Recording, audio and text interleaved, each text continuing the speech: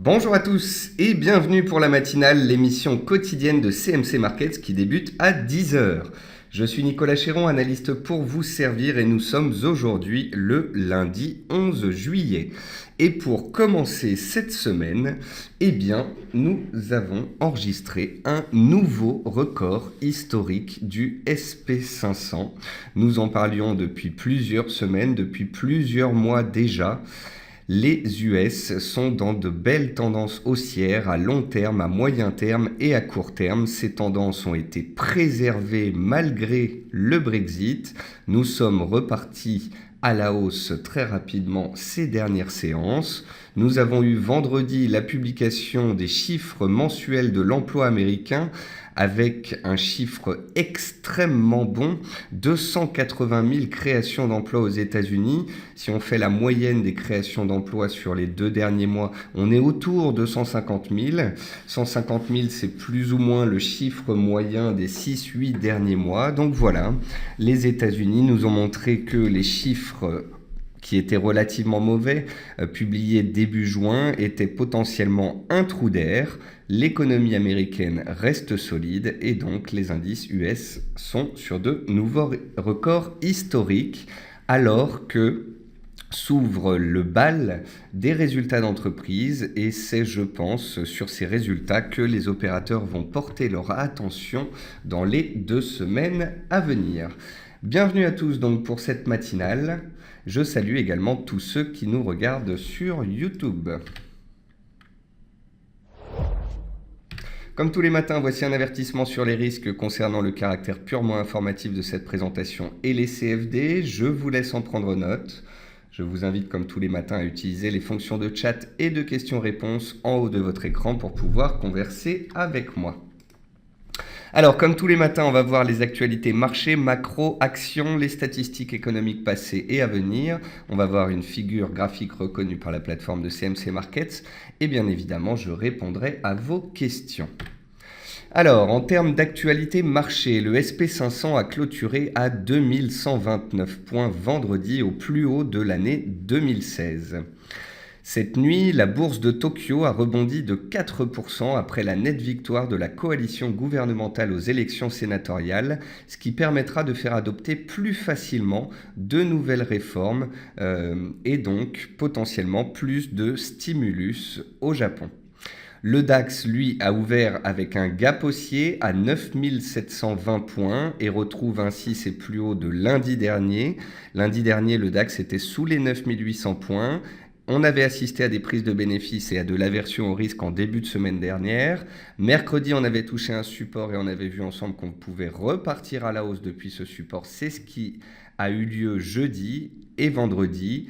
Et ce matin, donc, on a ouvert avec un gap, mais attention, on a ouvert avec un gap et on a touché les 9800 points ce matin à l'ouverture. On est donc passé d'un support clé mercredi soir dernier à une résistance clé ce matin qui a été touchée à 9800 points. C'est la raison pour laquelle, même si le SP500 inscrit de nouveaux records, même si la bourse de Tokyo rebondit très nettement, ne basculons pas non plus dans l'euphorie. Nous sommes passés de support à des résistances et il va donc falloir être de nouveau un petit peu pragmatique et prudent en ce début de semaine en attendant que la saison des résultats américains commence. Nous parlions du maïs la semaine dernière. Le maïs, en effet, avait chuté très fortement d'une résistance à un support de moyen terme. Le maïs devait sauver son support à 343 cents et on a réussi à clôturer en nette hausse vendredi au-dessus de ce support et ainsi à le préserver. À noter que l'or retrouve ses plus hauts annuels à 1375 $ ce matin, malgré un dollar haussier et malgré des indices haussiers. L'or reste donc un des placements privilégiés des investisseurs en cette année 2016. Et l'or, en plus d'être réactif donc au dollar et aux indices, n'oubliez pas que plus les taux obligataires plonge dans le négatif, plus l'or est recherché de par son rendement nul. Un rendement nul est toujours meilleur qu'un rendement obligataire négatif. Et puis, nouveau plus bas sur le VIX à 16,4 points ce matin. Quand le VIX va, tout va. C'est ce que je dis souvent, quand le VIX va à la baisse, eh bien, les indices ont tendance à aller à la hausse. Je vous avais expliqué la semaine dernière que même si en début de semaine, on assistait à une baisse des indices, cette baisse des indices n'était pas soutenue par une forte hausse des actifs risqués ni par une hausse du VIX. C'est ce qui nous avait mis la puce à l'oreille sur le fait que les supports pouvaient potentiellement tenir mercredi dernier, et c'est ce qu'il s'était passé. En termes d'actualité macroéconomique, Brian Jacobsen de chez Wells Fargo considère le NFP de vendredi comme un signe de solidité de l'économie américaine. Côté anglais, la valeur des investissements dans l'immobilier de bureau dépassait les 650 milliards au niveau mondial fin 2015. C'est plus du quadruple de 2009. Et donc, il va falloir suivre ce marché de l'immobilier en Angleterre qui pâtit du Brexit. Le FMI d'ailleurs considère que le Brexit limite la croissance en zone euro à 1,4% en 2017 après 1,6% en 2016. Enfin, selon Deutsche Bank, les banques européennes auraient besoin de 166 milliards pour se recapitaliser. N'oublions pas qu'il y aura des stress tests opérés par la BCE sur les banques européennes à la fin du mois de juillet. C'est un secteur, le secteur bancaire, qui est sous pression depuis plus d'un an, donc on suivra cela avec attention. Côté entreprise, Air France voit son directeur financier Pierre-François Riolacci démissionner. Ça pèse bien évidemment sur le titre qui mettait en danger son support pluriannuel ces dernières séances. AstraZeneca pourrait faire une offre sur Medivation et donc rentrer en compétition avec Sanofi. Ipsos dément aujourd'hui les rumeurs au sujet de son rachat éventuel qui avait fait bondir le titre vendredi avant la clôture. Lagardère a profité vendredi de deux recommandations positives de Société Générale et Kepler-Chevreux. Et puis DroneVolt, une société spécialisée dans les drones, a vu son chiffre d'affaires plus que doubler. Le chiffre d'affaires est ressorti à 1,8 million d'euros ce semestre contre 858 000 euros 6 mois plus tôt. Côté meilleure et moins bonne performance du CAC 40, on note une seule baisse, ArcelorMittal. Sinon, on a toutes les valeurs du CAC qui sont dans le vert, et notamment dans le trio, enfin pas dans le trio, mais dans les 5 plus fortes hausses, on retrouve Société Générale et Crédit Agricole. Et quand les bancaires sont recherchés et grimpent généralement, c'est signe d'appétit pour le risque sur les marchés. Côté statistiques passées, le NFP de vendredi est ressorti à 287 000 créations d'emplois contre les 175 000 attendus. La hausse des salaires est ressortie à 0,1 contre des attentes à 0,2. Le chiffre du NFP de mois de mai a été revu à la baisse de 38 à 11 000 créations d'emplois, mais 11 000 en mai plus 287 000 en juin, ça fait à peu près 150 000 de moyenne, ce qui est plutôt bon. Et puis à noter également le taux de chômage au Canada qui est ressorti à 6,8%, soit mieux que les 7% attendus. Aujourd'hui lundi, ce sera une séance très calme. Il n'y a pratiquement pas de chiffres attendus ce jour, sauf à 14h15 les mises en chantier au Canada. Et puis à noter, nous aurons des chiffres au Japon cette nuit à 1h50 du matin. Et pour les autres chiffres économiques, on verra cela demain, mardi 12 juillet. Côté donc figure graphique reconnue par la plateforme de CMC Markets, souvenez-vous, c'était vendredi. Vendredi, j'avais sélectionné ce triangle noté 2 sur 5 en données horaires sur le DAX. Vendredi, les cours sont violemment sortis de cette figure et ont cassé la résistance horizontale des 9500 points que l'on avait définie comme une résistance clé. Les cours ont décalé très nettement à la hausse de 9500 à 9650 en fin de séance. Et ce matin, on a ouvert pour toucher l'objectif théorique haussier. On est donc passé d'un support mercredi dernier à 9300 points à une résistance en ce lundi à 9800 points. On a un gap ouvert sous les pieds que les marchés vont peut-être vouloir refermer pour mieux valider la hausse et pour mieux confirmer le mouvement aussi en place. Fermer le gap permet de parfois donner de la visibilité aux opérateurs. Il y a des opérateurs qui n'aiment pas quand on a un gap sous les pieds. Donc vous avez constaté qu'on assistait à des prises de bénéfices sous les 9800 points ce matin et qu'on revenait vers les 9700 points. Si on venait clôturer le gap, ça n'aurait rien d'extraordinaire. Ça nous ferait revenir vers la zone des 9630, 9650. Et si cette zone-là était défendue une fois le gap fermé, eh bien, cela serait potentiellement signe d'un redémarrage haussier vers le 9800 points. Et si on venait à casser les 9800 points, ce serait un nouveau signal haussier en direction des 10 000 points et du seuil, donc de ce fameux seuil psychologique des 10 000 points. On va passer sur la plateforme de CMC Markets. On va commencer par le SP500. Et donc voilà, le SP500 est dans une belle tendance haussière de moyen terme ainsi que de court terme. La semaine dernière, il a consolidé en début de semaine, il a touché sa moyenne mobile à 15 séances mercredi, il s'est stabilisé jeudi. Vendredi, les indices US clôturaient sur leur plus haut annuel et fêtaient donc les très bons chiffres du chômage mensuel. Et vous voyez que l'on retrouve les plus hauts historiques datant de mai 2015. Et sur le marché futur, on a même fait un nouveau plus haut historique ce matin. Donc on est prudent puisqu'on vient de passer d'un support majeur à une résistance clé, un seuil psychologique clé que sont les 2138, les plus hauts historiques. On verra si dans les séances à venir, les chiffres d'entreprise sont assez bons pour pouvoir pérenniser la tendance haussière et pour que la hausse puisse perdurer. Les anciens plus hauts en clôture ici à 2120 points font support. Quant au calcul d'un objectif haussier théorique, eh bien, vous voyez qu'on a été dans un range assez longtemps ici entre 2040 points et 2120 points. Ça fait à peu près 80 points.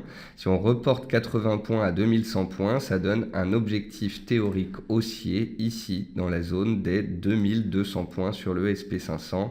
Et ça, c'est un objectif haussier théorique plausible tant que les supports tiendront. De toute façon, tant qu'on est au-dessus de la moyenne mobile à 15 séances, la tendance est haussière et on peut continuer de grimper. On passe ensuite sur le CAC 40.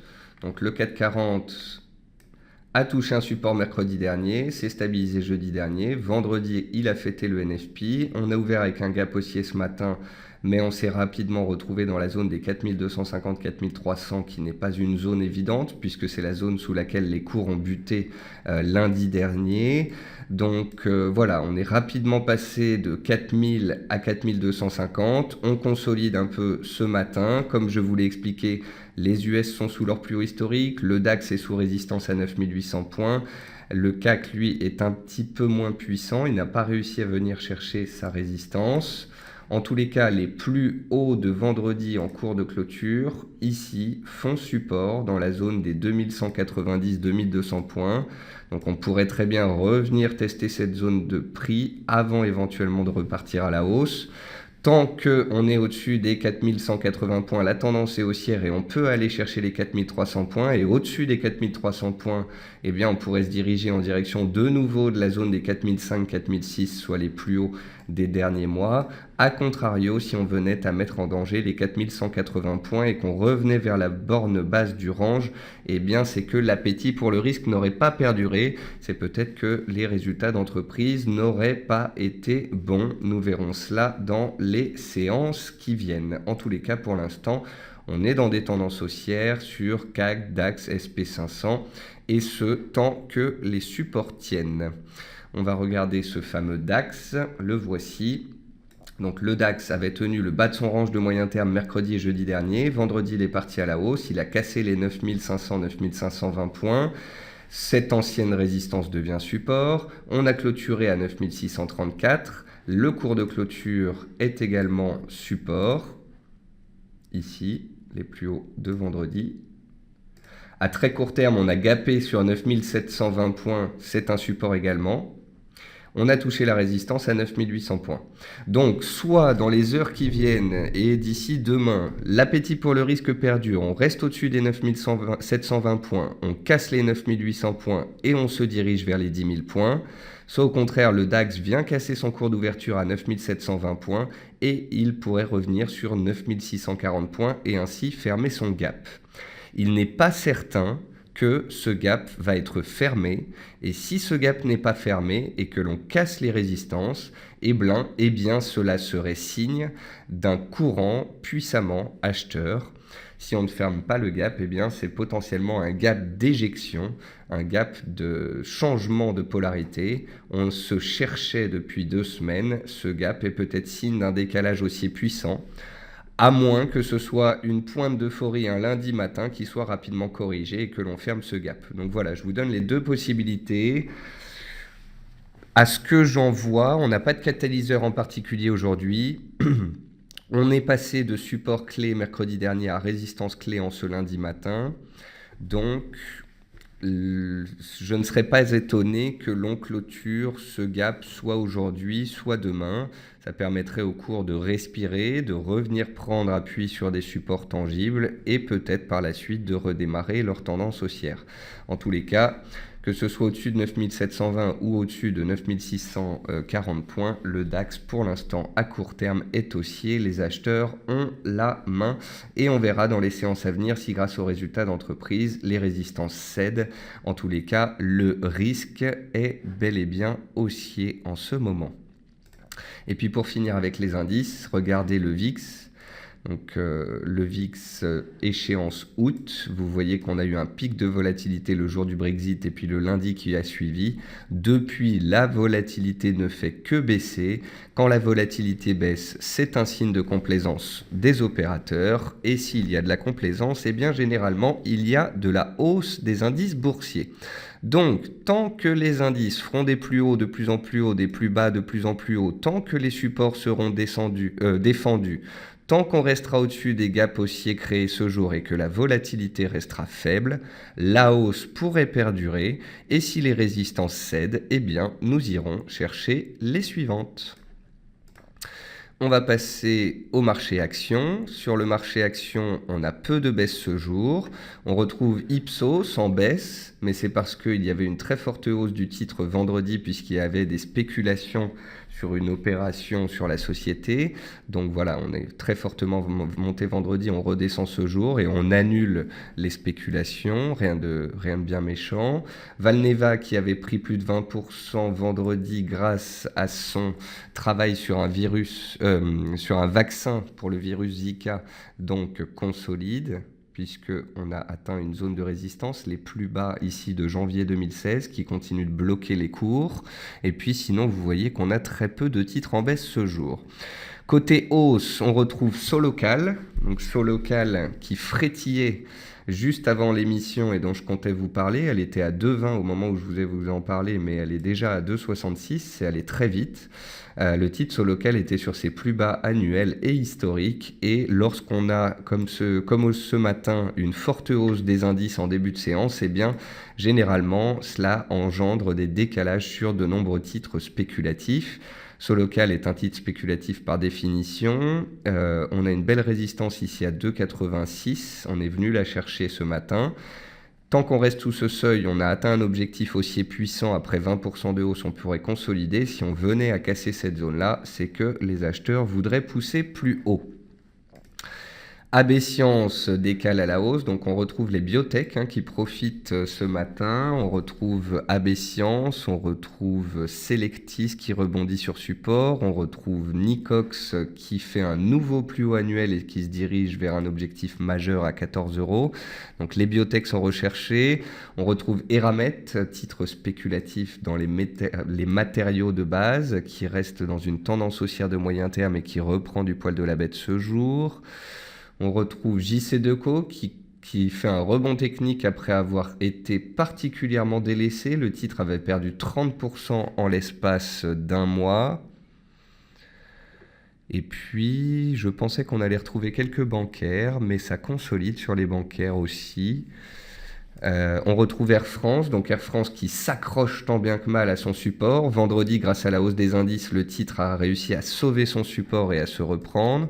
On retrouve DBV Technologies, une biotech qui avait bien tenu la semaine dernière. On retrouve Swatech, titre spéculatif par définition, qui tente de s'extraire du range entre 0,50 et 0,60 centimes dans lequel le titre est bloqué depuis plusieurs semaines.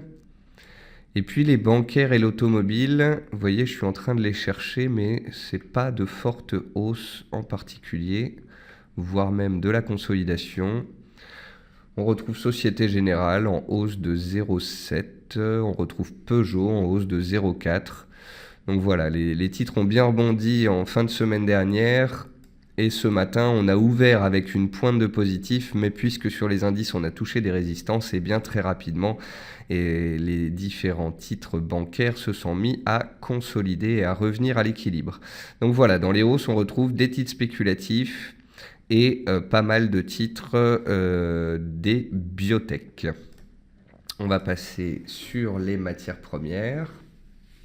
Alors je regarde en même temps vos questions. Tony nous dit bonjour, je pense que nous arrivons tout doucement à la fin de la phase de distribution du SP500. Les résultats trimestriels nous donneront très vite la tendance à venir. Effectivement, Tony, pour ma part, je constate que les résultats du premier trimestre aux États-Unis étaient très mauvais. Les résultats du second trimestre sont attendus moins pires. Ils sont attendus meilleurs qu'au premier trimestre. Donc ce ne sera pas forcément des résultats exceptionnellement bons, mais si ce sont des résultats plus forts que le premier trimestre, ça pourrait suffire à soutenir les indices boursiers. Tony nous dit un vrai risque systémique est sur le secteur bancaire est à craindre. Acheter au plus bas, oui, mais quel plus bas? Vous n'êtes pas obligé d'acheter des bancaires, Tony, hein. C'est pas parce que les bancaires baissent depuis un an et qu'elles sont complètement délaissées qu'il faut les acheter pour autant. S'il y a un risque systémique sur le secteur bancaire, et puisque c'est le secteur bancaire qui baisse le plus depuis un an, c'est peut-être tout simplement que ce n'est pas un secteur attractif pour les acheteurs. Il y a des opérations à la hausse ces dernières semaines sur les indices, sur certaines matières premières ou sur certaines actions qui sont beaucoup plus intéressants, attractifs et rémunérateurs que d'acheter des bancaires qui sont au tapis. Phil nous dit étonnant le mouvement du dollar après le NFP, hausse puis baisse. Effectivement, Phil, on a eu des mouvements particuliers vendredi sur le dollar. On a aussi eu des mouvements un peu bizarres sur l'or. L'or a commencé à baisser vendredi puis a clôturé en hausse. Et aujourd'hui, malgré l'appétit pour le risque, l'or fait de nouveaux records. Donc il faut comme ça faire attention aux corrélations. Apparemment, l'or monte grâce à la chute des rendements obligataires et non plus seulement à la baisse des indices ou du dollar. Olivier nous dit comment s'explique une telle divergence pétrole-gaz naturel. Vous avez eu tout simplement des périodes où le gaz naturel a opéré un rattrapage et était plus fort. Vous avez des périodes où le gaz était au plus bas et le pétrole montait très rapidement. Entre février et mai, le pétrole prenait 90%. Le gaz, lui, n'a gagné que 40%. Donc il y a des périodes où le gaz est plus fort, d'autres où le pétrole est plus fort. Ça dépend tout simplement de l'état des stocks. Le pétrole et le gaz ne sont pas censés être corrélés, Olivier. Regardez, on va prendre le cours du pétrole et on va prendre les cours du gaz naturel qu'on va mettre dessus. Vous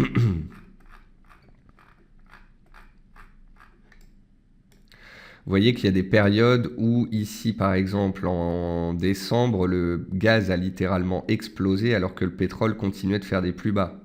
Ensuite, ici, en février, le gaz continuait de baisser alors que le pétrole se reprenait. Ensuite, entre mars, avril et mai, les deux se sont mis à monter ensemble. Et puis début juin, le gaz, lui, a continué de grimper alors que le pétrole, lui, a continué de baisser.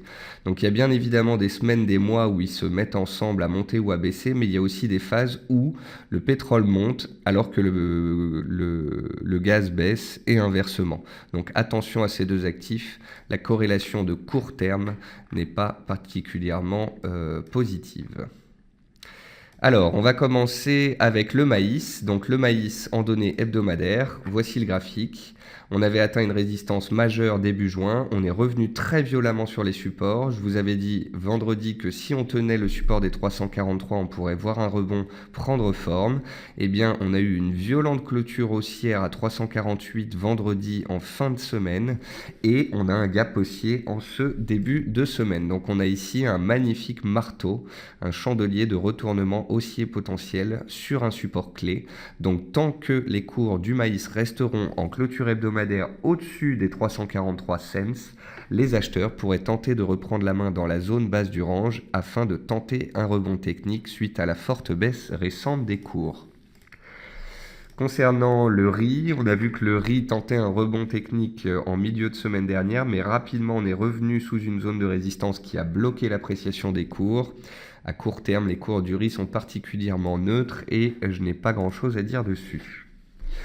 Concernant les cours du blé, on avait vu et on l'a répété pendant 10 jours, le blé arrivait sur un support pluriannuel majeur à 410 cents par boisseau. Suite à 4 semaines consécutives de baisse, eh bien, les cours ont enfin réussi à trouver un support et à réaliser un chandelier de retournement potentiel dessus. On peut voir que vendredi, les acheteurs ont enfoncé le clou. Ce matin, ils gardent la main.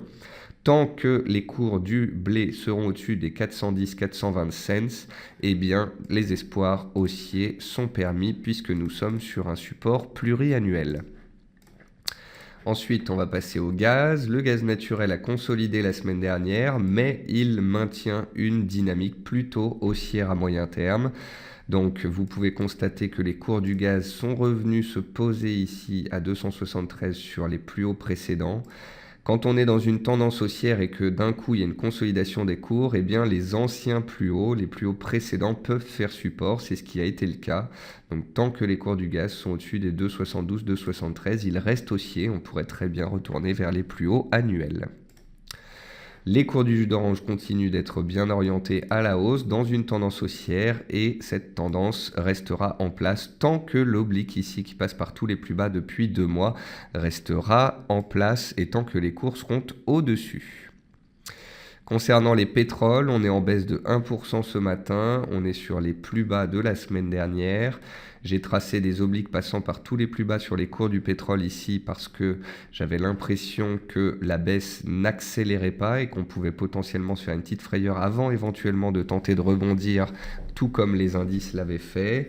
Pour l'instant, les indices tiennent bon, mais le pétrole a du mal à se reprendre. On verra mercredi les stocks publiés pour savoir si les acheteurs vont reprendre la main ou au contraire si les vendeurs vont enfoncer le clou.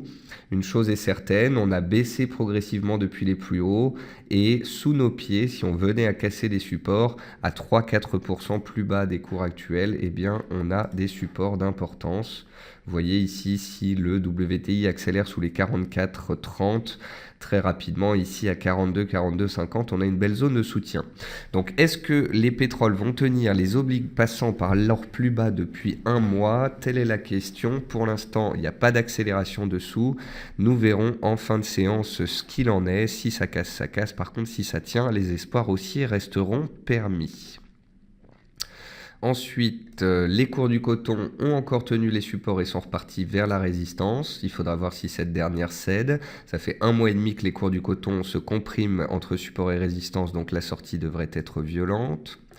Concernant les cours de l'or, on est revenu vendredi pratiquement sur le support des 1330, on s'est arrêté à 1335, mais les acheteurs très rapidement se sont présentés à la hausse et on est revenu ce matin sous les plus hauts annuels à 1375.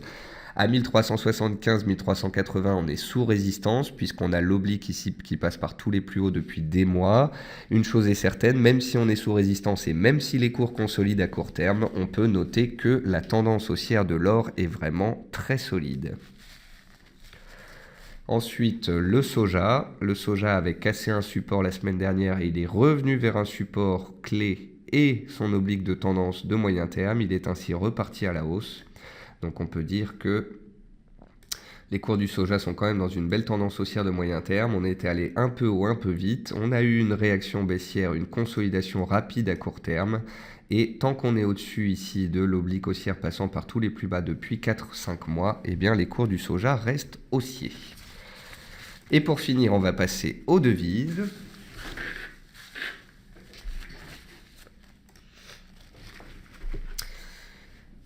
Jérémy me dit comment faire pour mettre 2 graphiques en un comme vous venez de le faire. Alors c'est très simple Jérémy.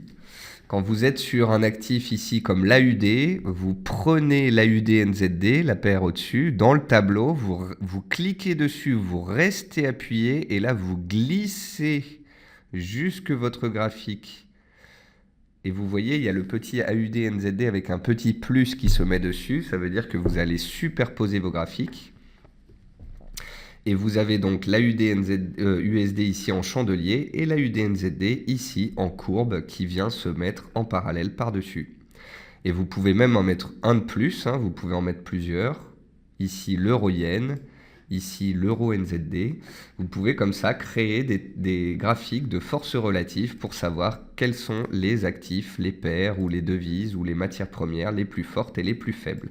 Quand vous vous demandez par exemple quel est le plus fort des deux pétroles, vous superposez les deux et vous aurez rapidement la réponse à votre question. Il faut noter par contre qu'on peut superposer des graphiques, mais ça mettra vos graphiques en données journalières, on ne peut pas le faire en données horaires. Donc, concernant les paires de devises, eh bien, l'AUD donc, profite de la hausse de l'or. L'Australie vend beaucoup d'or. L'AUD profite de la hausse des métaux en général et des bons chiffres économiques ces derniers temps. Donc l'AUD est dans une petite tendance haussière de court terme. Tant qu'on est au-dessus des 0,75, la hausse peut perdurer en direction des 0,7650, 0,77, les plus hauts du mois de juin. Pour l'instant, l'AUD reste bien orientée. Concernant l'euro-dollar, c'est beaucoup plus neutre. Vendredi, les réactions ont été très erratiques. On a baissé à 1,10, on est remonté à 1,11, on est redescendu à 1,1050. On n'a aucun signal clé qui nous a été donné par l'euro-dollar. On va considérer ici le support à 1,10 comme le seuil psychologique. 1,10 support, 1,12 résistance. Et franchement, je ne sais absolument pas dans quel sens cela va sortir. L'euro est très neutre et j'attends qu'il sorte de cette zone de neutralité pour faire des scénarios. Concernant la livre, c'est la même, que ce soit la livre ou l'euro. Les deux paires restent sous pression avec un dollar fort. Et puis la livre, elle pâtit bien évidemment des risques de Brexit et de tout ce qu'il y a autour du Brexit. Et puis le NZD a inscrit un nouveau plus haut annuel vendredi. Le NZD-USD, c'est la paire majeure la plus forte du Forex. On a fait un nouveau plus haut annuel vendredi et ce matin, on consolide sous cette résistance des 0,73. Concernant le dollar américain, le voici. Donc le dollar américain, il avait fortement chuté avec un NFP mauvais en juin. Il était fortement remonté le dollar grâce au Brexit puisque le dollar est un refuge. La semaine dernière, on a eu de l'aversion au risque et donc le dollar était remonté un peu. Vendredi, on a eu un bon NFP et on a eu une mèche hausse, une mèche basse et on se cherche depuis. Depuis, il y a un petit peu de hausse ce matin sur le dollar. A priori, puisque les chiffres américains ont été bons, cela plaide pour une hausse de taux aux États-Unis pas dans un avenir proche, mais potentiellement dans 6 mois ou plus. Tant que les chiffres américains sont bons, eh bien, cela aura tendance à nourrir les scénarios de hausse de taux. Et qui dit hausse de taux aux États-Unis dit soutien pour le dollar américain. Donc j'ai l'impression que le dollar en ce moment profite soit de l'aversion au risque, soit de hausse de taux potentielle. Il reste donc très fort. C'est la raison pour laquelle sur l'euro comme sur la livre, à court terme, je ne parle pas de scénario haussier puisque les acheteurs n'ont pas la main.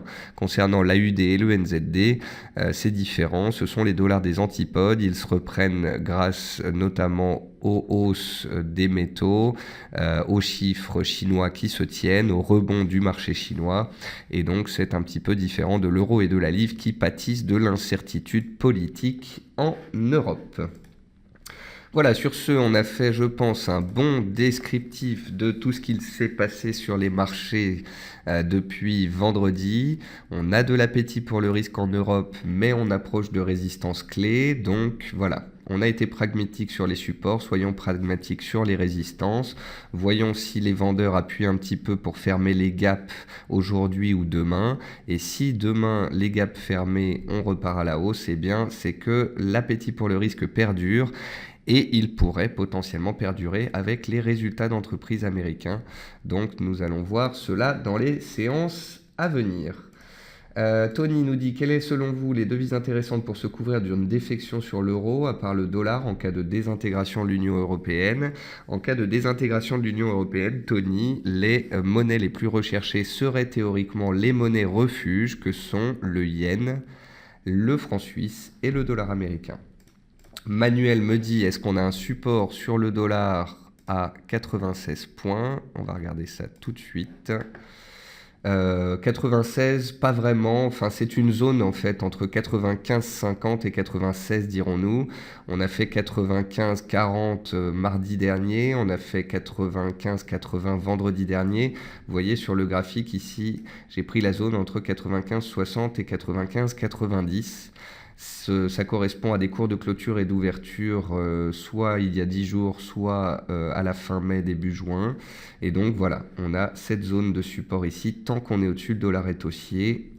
Et on verra ce qu'il se passe à l'approche des plus hauts du 27 juin dernier.